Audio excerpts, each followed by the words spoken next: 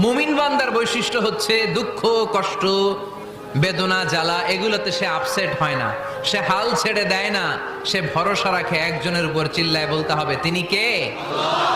কারণ মুমিন জানে রাত্রি যত গভীর হয় অন্ধকার তমানিসা ভেদ করে সুবহে সাদিক হয়।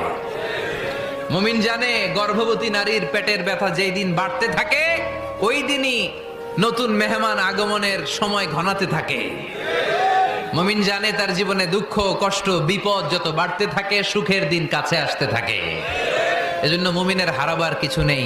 ইন্না মাআল উসরি ইউসরা, ইন্না মাআল উসরি ইউসরা। নবী হে, কষ্টের পরেই আছে আনন্দ, দুঃখের পরেই আছে সুখ।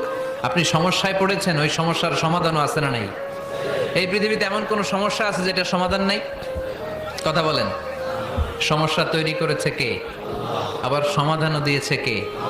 আল্লাহ doesn't create a lock without its key. Allah কখনো চাবি না বানাইয়া ওইটার তালা বানায় নাই। কথা কন। তালাও যেহেতু আছে ওই তালার চাবিও বানিয়েছে কে? মা আনজালাল্লাহু দাআন ইল্লা আনজালাল্লাহু লাহু শিফা। আল্লাহ দুনিয়ায় এমন কোন রোগ পাঠায় নাই যেই রোগের ঔষধ বানায় নাই, এমন কোন রোগ নাজিল করে নাই যেই রোগের কোন চিকিৎসা বানায় নাই, হয়তো সেটা আবিষ্কার হয় নাই। অনেকে ক্যান্সারের কথা বলতে পারেন যে হুজুর ক্যান্সার এমন রোগ, এই ক্যান্সার তার নাই কোনো অ্যান্সার, কিন্তু বিজ্ঞানীরা বলতেছে এটারও অ্যান্সার আবিষ্কৃত হচ্ছে। সুবহানাল্লাহ কইবেন না? কিছু কিছু ক্ষেত্রে হয়েও গিয়েছে। এজন্য দুঃখের পরেই আছে সুখ, কষ্টের পরেই আছে আনন্দ। এই দুনিয়াটাই এরকম, কষ্টের পরই আনন্দ। দেখবেন তারাবির নামাজ 20 রাকাত পড়তে কষ্ট লাগে না? কোমরে ব্যথা, হাঁটুতে ব্যথা, কিন্তু 20টা রাকাত যখন শেষ করে মসজিদ থেকে বের হই একটা আনন্দ আছে না নাই? কষ্ট করে পরীক্ষার জন্য প্রিপারেশন নিলেন আপনি কয়েক মাস, কিন্তু ফলাফল যখন ভালো হয় তখন একটা আনন্দ আছে না নাই? সারাদিন রোজা রাখলেন রমজানে, কি কষ্ট, তৃষ্ণায় গলা ফেটে যায়, কিন্তু ইফতারির সময় যখন রুহ আফজা শরবতটা খাই কেমন লাগে? একটা আনন্দ আছে না নাই? এজন্য আল্লাহ বললেন فإن مع العسر يسرا إن مع العسر يسرا। ও নবী, কষ্টের দিন মক্কায় অল্প কিছু দিন, মদিনাতে আনন্দের দিন অপেক্ষা করছে। আমাদের জীবনে যদি দুঃখ কষ্ট আসে আমরা ধৈর্য ধরবো, তাওয়াক্কুল করবো একজনের উপর, তিনি কে? কারণ আমরা বিশ্বাস করি কষ্টের দিন এটা চিরকালের জন্য নয়, সামনে আনন্দের দিন আমাদের জন্য সেট করে রেখেছে কে? তাহলে আমরা সূরাতুল ইনশিরাহ থেকে 3টা নিয়ামতের বর্ণনা শুনলাম, বিশ্বনবীকে কি সান্ত্বনা দেয়া হলো সেটা শুনলাম। এবার 2টা গাইডলাইন শুনে তাফসীর আমরা শেষ করব। শুনতেছেন? কষ্ট হচ্ছে তো উঠা বসা করতেছেন কেন? উঠলেন কারা কারা? শেষ করে দিব? দোয়া করে দেই। কি গাইডলাইন দিলেন শুনবেন? কে কে শুনবেন না হাত তোলেন।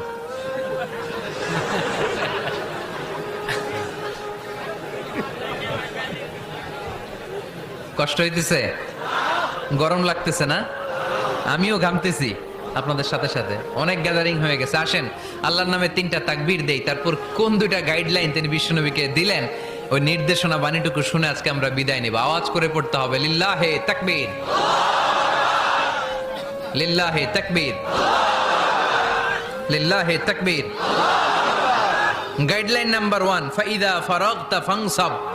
নবী আপনি যখন অবসর হন আপনি ইবাদতে মশগুল হন। ফানসাব ফিল ইবাদা, তাফসীর ইবনে কাসিরে এসেছে আপনি ইবাদতে মশগুল হন যখন আপনি অবসর পান। অবসর আল্লাহর দেয়া বড় নেয়ামত, এটা বিশ্বাস করেন? অবসর কিন্তু নেয়ামত।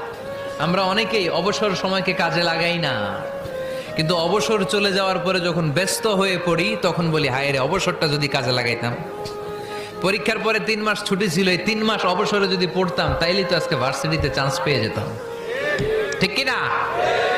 এজন্য বিশ্বনবীর আল্লাহ বললেন নবী ফাইদা ফারাগতা ফানসাব ওয়া ইলা রাব্বিকা ফারগাব।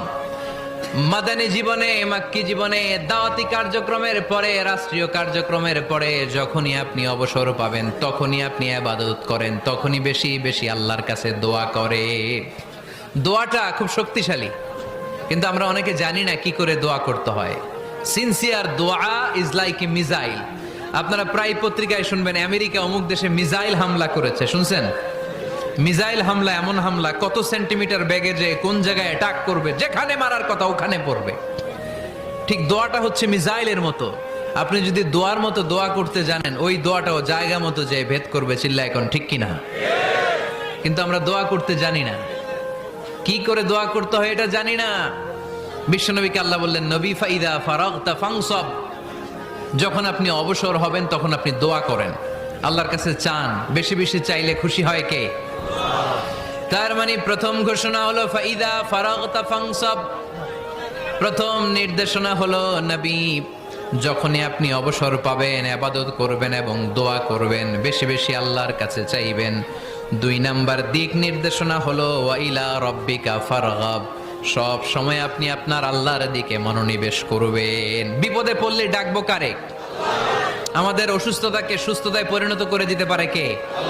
চাকরির জন্য পাগল পারা, চাকরি নাই, চাকরির ব্যবস্থা করে দিতে পারে কে? বিদেশে যেতে মনে চায়, পাসপোর্ট দিয়ে রেখেছি, ভিসা নাই, ভিসা লাগাই দিতে পারে কে? কিন্তু আমরা দুঃখ কষ্ট বেদনা কিছু একটা হইলেই সবার আগে আল্লাহরে শেয়ার করার আগে ফেসবুকে শেয়ার মেরে দেই। আছে না নাই?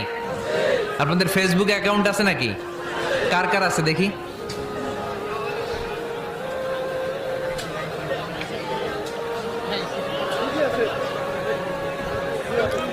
আছে আছে। এটার জন্য আমরা ভালো কাজে লাগাই, ঠিক কিনা? আপনি চাইলেই এমন ভাবে ফেসবুক ফ্রেন্ড লিস্ট করতে পারেন যারা ভালো ভালো জিনিস শেয়ার করে, যারা মোটিভেশনাল জিনিস শেয়ার করে, ইসলামের পক্ষে কথা বলে। আপনার এক একটা শেয়ারে অনেকের জীবন বেঁচে যেতে পারে, ঠিক কিনা? একজন মুমূর্ষ রোগীকে বাঁচাতে রক্তের প্রয়োজন, রক্তের গ্রুপ এ পজিটিভ। যারা রক্ত দান করতে আগ্রহী তারা এই নাম্বারে যোগাযোগ করুন। ফেসবুকে মাঝে মাঝে এরকম নিউজ আসে না নাই? আপনি just you put down in share, শেয়ারের মধ্যে একটা পুট করে দিলেন, একটু শেয়ার মেরে দিলেন, ছড়িয়ে পড়লো হাজার হাজার ফেসবুক ফ্রেন্ডদের কাছে। তাদের অনেকে ব্লাড দিতে আগ্রহী, সে তাড়াতাড়ি যে সেখানে ব্লাড ডোনেট করে আসলো। আপনার একটা শেয়ারের কারণে বেঁচে গেল অনেকগুলো প্রাণ। চিল্লা এখন ঠিক কিনা? রক্তদানের মতো শ্রেষ্ঠ ইবাদত হতে পারে?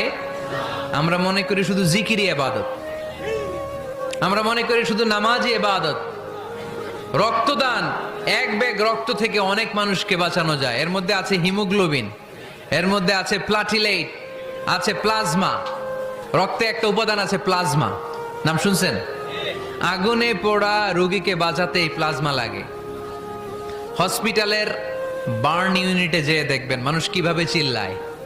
নুসরাত নামে একটা মেয়ে মারা গেল না? এক বদমাইশের কবলে পড়ে মারা গেল না?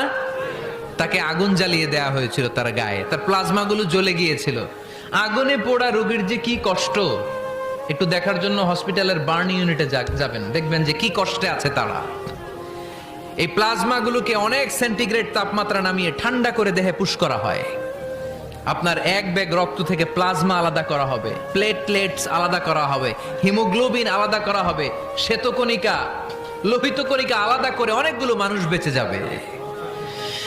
এজন্য ফেসবুক থাকাটা দোষের কিছু না, তবে ভালো কাজে আমরা ব্যবহার করব, ঠিক কিনা?